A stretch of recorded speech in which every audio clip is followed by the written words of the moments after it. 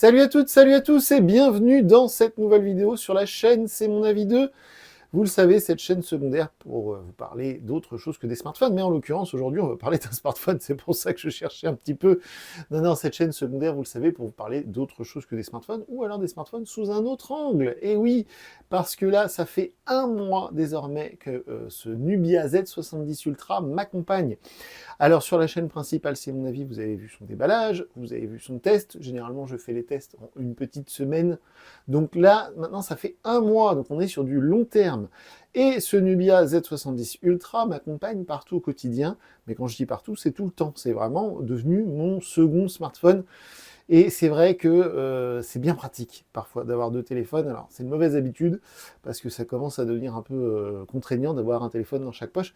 Mais c'est vrai que voilà, j'ai mon iPhone 15 Pro qui filme cette vidéo dans une poche et ce Nubia dans l'autre depuis un mois. Et c'est très très pratique. Et donc ce Nubia, alors pourquoi je vous en parle autant? Eh bien parce que c'était vraiment un téléphone que je n'attendais pas du tout. Une excellente surprise.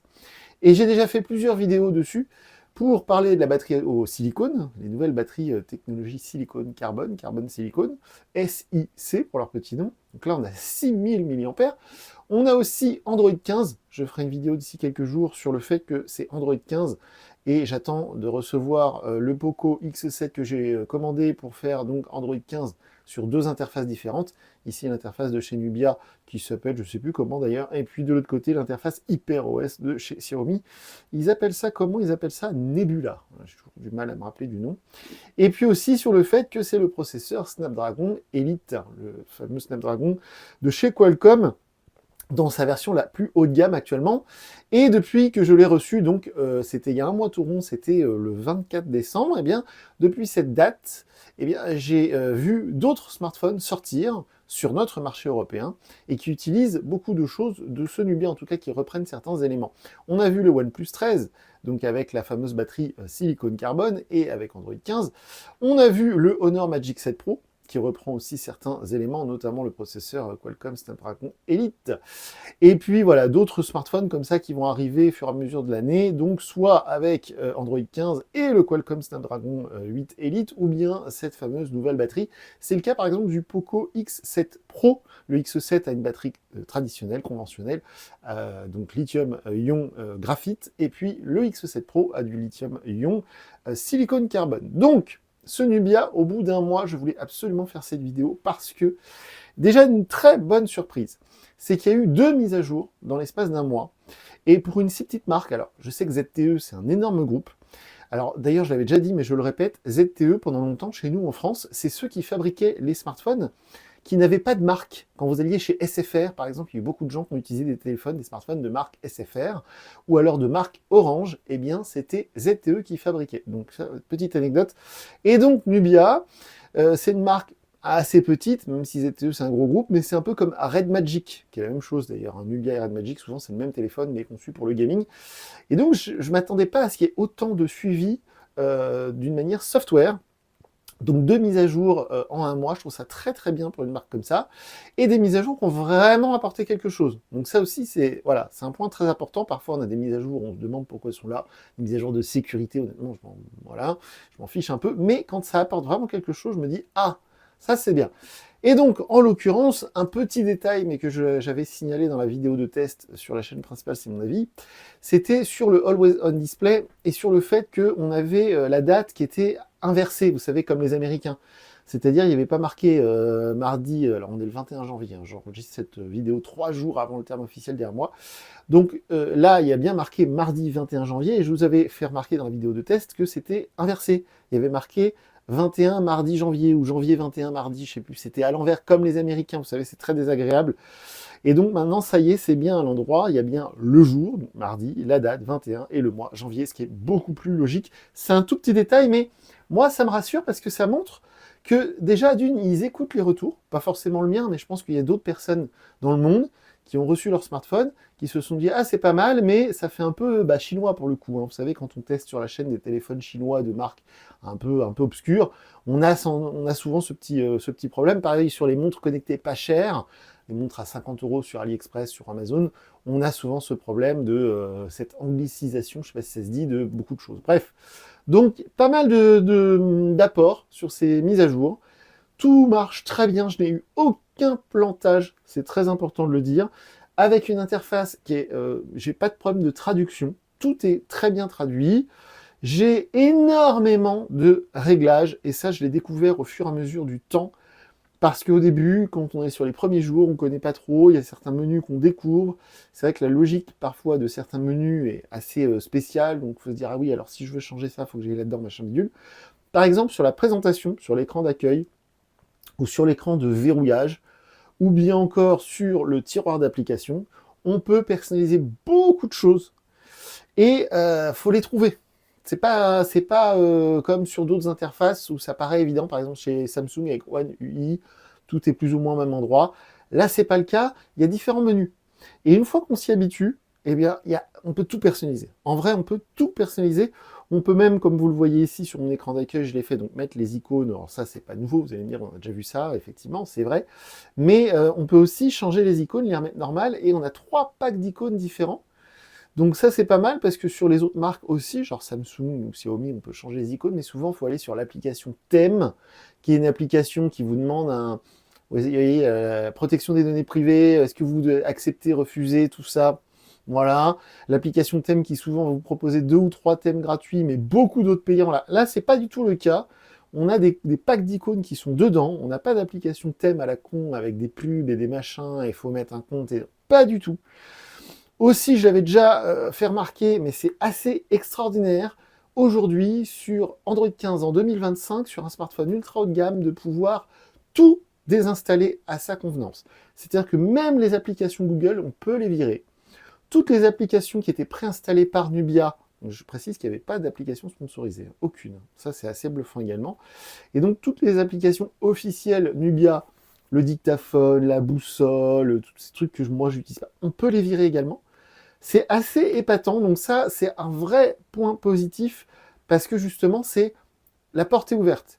C'est un peu, pour moi, c'est un peu comme OnePlus devrait être, et n'est plus malheureusement. C'est-à-dire que c'est un téléphone un peu bizarre pour les geeks, pour les gens qui savent. On leur fait confiance. S'ils veulent virer les applications système, on les laisse faire. En gros, c'est ça. Et je trouve que c'est vraiment chouette. Donc, beaucoup de choses positives sur le temps. On a cette fameuse batterie silicone carbone qui, au début, m'a pas impressionné plus que ça. C'est-à-dire qu'au bout d'une semaine, vu la taille du téléphone, vu les 6000 mAh annoncés, je me dis l'autonomie est pas extraordinaire. Et puis après, j'ai fait un petit test et j'ai remis toutes les options d'économie d'énergie telles qu'elles étaient réglées. Donc j'avais désactivé le Always On Display, j'avais baissé le taux de rafraîchissement que j'ai bloqué à 144 Hz, donc ça consomme beaucoup d'énergie. J'avais fait plein de petites choses comme ça. J'ai tout remis de base, et de base, le téléphone il tient 2 ou presque 3 jours, comme le OnePlus 13, le nouveau OnePlus 13, qui tire réellement 2 jours d'autonomie, même avec une utilisation un peu geek. C'est devenu mon cas, c'est-à-dire que là j'ai tout remis mes réglages, donc ça consomme beaucoup d'énergie, le taux de rafraîchissement à 144 Hz, le Always On Display, tous ces trucs-là, je les ai remis à ma convenance, et malgré ça, avec une utilisation assez intensive, beaucoup de navigation voiture, effectivement beaucoup de mails, beaucoup de recherches internet, des réseaux sociaux. Je ne sais pas combien d'heures d'écran je suis par jour, mais à plusieurs heures, et malgré ça, j'arrive à tenir 2 jours sur une charge, sachant que je fais aussi beaucoup de partage de connexion, puisqu'on a alors je sais pas, écran allumé, ouais, vous voyez, j'étais à 2 heures, utilisation de la batterie. Ah ouais, mais oui, voilà, c'est depuis hier, je suis à 2 heures d'écran allumé et 22 heures d'écran éteint, vous voyez. Donc ça, franchement, c'est assez bluffant, c'est vraiment bon. Et du coup, j'ai perdu ce que j'étais en train de dire. Non, mais c'est vrai que la batterie, l'autonomie est très très bonne. J'étais en train de vérifier un autre truc, je ne me rappelle plus quoi. Au niveau de la recharge, c'est pareil, la recharge au début, c'est pas très impressionnant, le chargeur 80 watts. Mais finalement, quand on prend l'habitude et quand on l'utilise, par exemple, moi j'attends qu'il tombe vers les 10-15%, le chargeur 80 watts qui était fourni dans la boîte, hein, je le précise, et hop, on est à 100%, allez, en une grosse demi-heure. Donc franchement, ça aussi, c'est très pratique. Donc je disais, oui, voilà, je disais que je fais beaucoup de partage de connexion. Parce que vu que c'est le dernier Qualcomm Snapdragon 8 Elite, il dispose de toutes les dernières technologies en matière de Wi-Fi et en matière de 5G. Et on peut notamment faire la 5G SA. vous savez, cette 5G, on va dire, plein potentiel, qui n'est réservé pour l'instant qu'à certains utilisateurs, notamment chez Free Mobile. Et donc la 5G SA offre des débits bien supérieurs à la 5G classique, qui est finalement plus ou moins une 4G un peu boostée. Donc beaucoup de partage de connexion, et je précise que le partage de connexion, il y a beaucoup de petits détails comme ça qui m'ont plu sur un mois, parce que le partage de connexion sur beaucoup de smartphones, quand je le fais, que ce soit du Xiaomi, que ce soit du Samsung, alors chez Google avec les pixels, c'est une vraie galère, parce que c'est un peu à la mode iPhone, maintenant chez Google, ils contrôlent tout à votre place, donc même quand vous cliquez sur « je veux laisser le point d'accès activé », ils vous le désactivent au bout de 10 minutes, enfin bon bref, mais sur tous les smartphones récents Android que j'ai pu tester, surtout du haut de gamme, on a ce problème du point d'accès mobile qui parfois se désactive tout seul, ou alors quand il détecte qu'il y a du Wi-Fi, il va passer sur le Wi-Fi. C'est un peu chiant, un peu frustrant de voir qu'il essaie de faire à votre place, genre il s'y connaît mieux que vous de ce que vous voulez faire. Et là, c'est pas le cas, le point d'accès, quand vous l'activez, il reste activé. Et pour l'éternité, si vous le désactivez pas, moi c'est parce que je l'ai choisi comme ça, on peut mettre aussi le truc qui fait qu'il se désactive tout seul. Bref, c'est un petit détail encore une fois, mais au quotidien, c'est très pratique.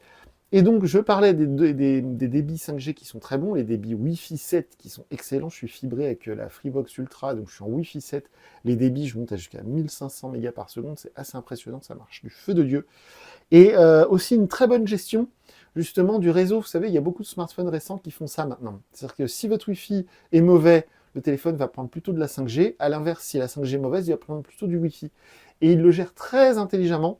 Donc ça aussi, j'ai été agréablement surpris. Donc beaucoup de bonnes surprises sur l'ensemble, vraiment à l'usage. Le bouton pour passer en mode silencieux, ça me manque sur mon iPhone 15 Pro, parce que chez Apple, ils se sont dit, ah, on va mettre un bouton normal, personnalisable. Moi, je ne personnalise pas, ça ne m'intéresse pas. J'aimais beaucoup mieux le switch à l'ancienne. Et je rappelle aux plus anciens d'entre vous que les premiers OnePlus avaient ce vrai bouton. Alors peut-être qu'ils l'ont remis depuis, mais ils l'ont enlevé pendant un certain temps, je ne sais pas pourquoi. Sans doute par économie ou pour la certification IP68, sans doute. Mais là, on a un vrai bouton physique, c'est très pratique. Et par exemple, quand on a le téléphone, on est au restaurant, on a oublié, hop, on met la main dans la poche sans sortir le téléphone, on met le bouton vers le haut et on sait qu'on est en mode silencieux. C'est super pratique. Les retours haptiques, j'en parle rarement, mais ils sont haut de gamme. C'est-à-dire c'est des retours haptiques très fins. C'est pas des vibrations comme il y avait un temps, comme sur certains smartphones. Je le précise pourquoi, parce que là, je vais tester toute la gamme Xiaomi Redmi Note 14. Et on l'oublie souvent. Parfois, on voit des fiches techniques. On se dit, waouh, par exemple, il y a certains téléphones, voilà, on prend la fiche technique, on se dit, c'est imbattable par rapport au prix. Mais il y a des tout petits détails comme, justement, les retours haptiques qui ne sont pas forcément haut de gamme.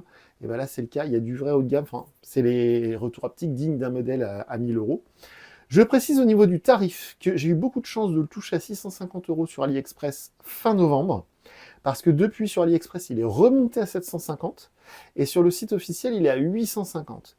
Je précise aussi concernant le tarif que ce qui est très intéressant, c'est quand on prend tous les concurrents, soit avec le même processeur, soit avec la même technologie de batterie, et tout ça en Android 15, on est toujours plus cher chez les concurrents, que ce soit le Vivo X200 Pro, qui est d'ailleurs pas avec le même processeur, mais qui est dans le même genre, puisque c'est du Dimensity 9400, que ce soit le OnePlus 13, le fameux, que ce soit le Honor Magic 7 Pro, tout ça, c'est beaucoup plus cher. Donc, vraiment, très bonne surprise, sauf, il y a un truc.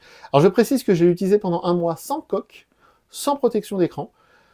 J'y fais attention comme tous mes téléphones, c'est-à-dire que je suis pas du genre à faire tomber mes smartphones sur le carrelage, parce que j'y fais attention. Mais voilà, il n'y a pas de rayures, il n'y a pas de marque. Juste, j'ai vu tout à l'heure en l'allumant avec un reflet de soleil que j'ai des toutes petites traces effectivement sur l'écran. J'appellerais pas ça des rayures, mais c'est des traces qu'on ne peut pas enlever même en passant un coup de chiffon, donc l'écran est un peu marqué. De mémoire, c'est du Gorilla Glass, et voilà, je l'ai utilisé tel quel, et toute petite marque, avec moi qui les vois, je pense. Hein. Bref, donc oui, je disais, très bonne surprise sur l'ensemble, vraiment l'usage au quotidien. Évidemment, je ne le précise pas souvent non plus, mais je vais y arriver, le clavier, c'est bien du Gboard de base. C'est pas le Microsoft SwiftKey de merde là qu'ils mettent chez Samsung, qu'on peut enlever, je suis d'accord, mais qui est de base, et que des fois je vois des gens, des vieilles personnes, qui sont là avec leur Samsung Galaxy A14 et qui sont là avec le SwiftKey de chez Microsoft, qui est horrible. Donc là, non, Dieu merci, quand vous... je vais essayer de vous faire une démonstration, je cherche depuis tout à l'heure. Comment je pourrais faire? Non, vous voyez, non, j'arrive pas à vous montrer le Microsoft SwiftKey. Je suis pas doué des fois, hein, vous savez, je suis comme tout le monde. Hein. Je vais faire ça. Voilà, le vrai Microsoft, le vrai Google Gboard, lapsus révélateur. Donc voilà, tout est vraiment comme si le téléphone, et sachant qu'on peut ranger le clavier, c'est pareil. C'est un petit détail, là vous allez me dire, ah bah quand même, attends, je vous assure que sur certains smartphones Android récents, il n'y a pas cette possibilité de ranger le clavier quand on veut le faire disparaître. Je vous assure, vérifiez sur votre téléphone. Bref, donc tout est vraiment super. Aucun truc à lui reprocher. La qualité des appels est excellente. Tout marche vraiment bien. Exactement comme on pourrait l'exiger d'un très bon Samsung très cher, genre S24 Ultra, ou d'un très bon Google Pixel, même si Google avec leur interface, ils sont un peu à part. Bref, il y a un truc au bout d'un mois que je continue de dire que c'est raté. Vraiment, il n'y a pas d'autre mot parce que j'ai eu 2 mises à jour, donc visiblement les mises à jour ne changent rien. Donc c'est pas du software, c'est peut-être plutôt du matériel, du hardware. C'est la partie photo. La partie photo, quoi que vous fassiez, alors je vous remets sous la vidéo un lien avec beaucoup plus de photos, parce que quand je l'ai testé il y a 3 semaines de ça sur la chaîne principale, il y avait une quarantaine de photos, là il y en a une centaine, j'ai pris plein de photos. Vous verrez, alors, même quand il y a beaucoup de lumière, même quand le sujet ne bouge pas, genre vous prenez en photo une plante ou un objet, bon, même que vous êtes près ou pas près, de loin ou très loin, moyennement loin, les photos sont toujours bof. En gros, c'est ça. Alors, ce qui est assez terrible, c'est qu'il y a beaucoup de choix. Alors, c'est pour ça que quand je l'ai testé, quand j'ai fait la vidéo de test il y a 3 semaines sur la chaîne principale, j'ai dit, effectivement, il y a un potentiel photo qui semble assez intéressant. Peut-être qu'il y a vraiment certains utilisateurs qui vont aller régler le ISO ou je sais pas quoi, ou la luminosité, ou j'en sais rien, des trucs vraiment très techniques. Peut-être qu'ils vont réussir à en faire quelque chose de bien. Mais moi, quand je sors mon téléphone et que je prends un truc en photo, à chaque fois, c'est vraiment pas terrible, quoi. Donc c'est la seule déception de ce smartphone, faut être très clair. En fait, quand vous ouvrez l'appareil photo, par défaut, c'est le capteur 35 mm, le capteur qui est ici, qui soi-disant peut s'ouvrir et se fermer en fonction de ce que vous avez besoin. Il y a une aperture, donc voilà, une ouverture mécanique, physique. Voilà. Perso, je trouve que ça n'apporte rien. Et je pense que voilà, ça impressionne la galerie, c'est très marketing, mais perso, j'ai pas vu du tout d'intérêt à ce truc-là. Donc de base, vous êtes en 35 mm, c'est un peu zoomé, c'est assez désagréable. Tous les autres smartphones que j'ai testés depuis genre 5 ans, c'est pas zoomé comme ça. L'ouverture est plus reculée. On n'est pas du tout sur du grand angle, on est sur un angle très refermé, ce qui est assez désagréable. Donc, une fois sur deux, vous êtes obligé de passer non pas sur l'ultra grand angle, mais sur ce qu'ils appellent le 24 mm, que j'appellerais moi un x1. Sur tous les autres smartphones, iPhone ou autres, c'est du x1. Et puis du coup, bah, vous avez une photo qui est, vous voyez, sur les bords assez déformée, justement comme si on utilisait un grand angle. C'est pas très agréable. Et puis vous avez une résolution qui est moins bonne parce que ça n'utilise pas cet énorme capteur, ça utilise celui-ci, qui est normalement dédié pour l'ultra grand angle. Donc vous voyez, il y a un vrai problème. C'est dommage, hein, c'est le seul regret que j'ai sur ce smartphone, c'est la partie photo. J'ai pas précisé, mais je l'ai pas fait, mais on peut personnaliser toute la partie Always On Display. C'est génial. Moi, je l'ai mis en mode basique, hein, juste l'heure, la date, le pourcentage de batterie. Mais vous pouvez changer tout, les caractères, la forme, vous pouvez faire afficher une image, vous pouvez tout modifier. Ça, c'est génial aussi. Et l'écran de verrouillage aussi, hein. Ça, j'ai changé. L'heure, on peut le mettre dans l'autre sens et tout. C'est génial. Bref, c'était pas le point. Le point, c'était les photos. Donc, les photos, et peu importe que vous soyez en 18 mm, en 24, en 35, en 50 ou en 85, à chaque fois, les photos sont plutôt décevantes. Et alors, j'en avais déjà parlé dans la vidéo de test, et là, je confirme, les photos en selfie sont dégueulasses, et je pense que c'est à cause de la technologie. Je vous avais montré dans la vidéo de test sur la chaîne principale, mais en fait, vous voyez, hop, vous avez le petit rond. Ah bah du coup, je suis en fond d'écran noir, vous n'allez pas le voir, mais vous avez la caméra, vous savez, qui se cache derrière les pixels. On ne voit pas la caméra selfie, elle est complètement cachée parce que elle est, on va le voir ici, vous voyez, ça fait un petit rond. La caméra a été découverte, et si je change, elle se recouvre. On ne la voit plus. Voilà, c'est très dur à vous montrer, mais en vrai, bon, c'est assez sympa, le fait d'avoir un écran sans, vous voyez, là on le voit, il n'y a pas le trou de la caméra, on voit bien en haut ici. Là. Donc c'est assez sympa, je trouve, pour les geeks en tout cas, parce que peut-être que les personnes normales vont se dire, oh, moi je m'en fous, le petit trou avec la caméra, ça ne me dérange pas. Non, c'est vrai, ça ne dérange pas, mais je trouve c'est assez cool d'avoir cet immense écran aux bordures parfaitement symétriques, et on n'a même pas le trou de la caméra. Par contre, je pense que c'est lié à ça, mais quoi qu'on fasse, les photos selfies sont dégueulasses, elles sont un peu floues, elles sont pas très nettes, c'est vraiment... Je me demande si c'est pas à cause de cette technologie. Et si c'est pas le cas, bah, c'est le capteur selfie qui est très mauvais. Donc, c'est vraiment dommage, parce que si on avait une partie photo, je dirais correcte, comme on en a aujourd'hui on parlait du Poco X7 qui vient de sortir, alors le X7 Pro, ou même l'année dernière le Poco X6 Pro, ou même justement on vient de dévoiler, enfin moi je viens de les recevoir, on va les tester sur la chaîne, les Redmi Note 14 Pro et Pro Plus. Je veux dire, tout ce genre de smartphone vers les 300, 400, 500 euros font d'excellentes photos en toutes conditions. Même chez Samsung, vous prenez les modèles de l'année dernière, les A35, les A55, ça fait de très bonnes photos. Vous prenez les modèles A de chez Google Pixel, le 8A l'année dernière, on va avoir bientôt le 9A, vous sortez le téléphone, prenez la photo, elle est nickel. Et là, on a un téléphone à presque 1000 euros et les photos, elles sont dégueulasses. C'est vraiment le seul problème. Alors, allez voir par vous-même ma galerie Google Photos, vous pourrez vous faire votre propre opinion, mais personnellement, c'est assez frustrant parce que moi, je vais vous donner juste un truc très perso. Ce téléphone me fait beaucoup penser au Vivo X90 Pro que j'avais eu la chance de tester il y a maintenant 2 ans, 2 ou 3 ans. Et en fait, le Vivo X90 Pro me faisait beaucoup penser à ce Nubia, c'est-à-dire un grand smartphone à la pointe de la technologie, avec un écran magnifique, avec de très bonnes performances. Sauf que chez Vivo, ils avaient justement des capteurs photo de très haut niveau. C'est vraiment dommage que cette marque ait complètement disparu en France. Quand vous allez sur le site officiel de Vivo, ils mettent encore en avant non pas le X90 Pro, mais le X80 Pro.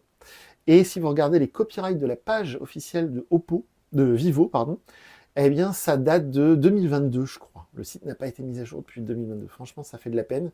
Oppo, à l'inverse, j'en profite pour dire ça, Oppo, avec le Find X8 Pro, qui vient de sortir, eh bien, Oppo revient en France avec ce Oppo Find X8 Pro, modèle très haut de gamme, que j'ai oublié de citer depuis le début de cette vidéo, qui est un concurrent direct de ce Nubia, qui coûte 1100 et des bananes.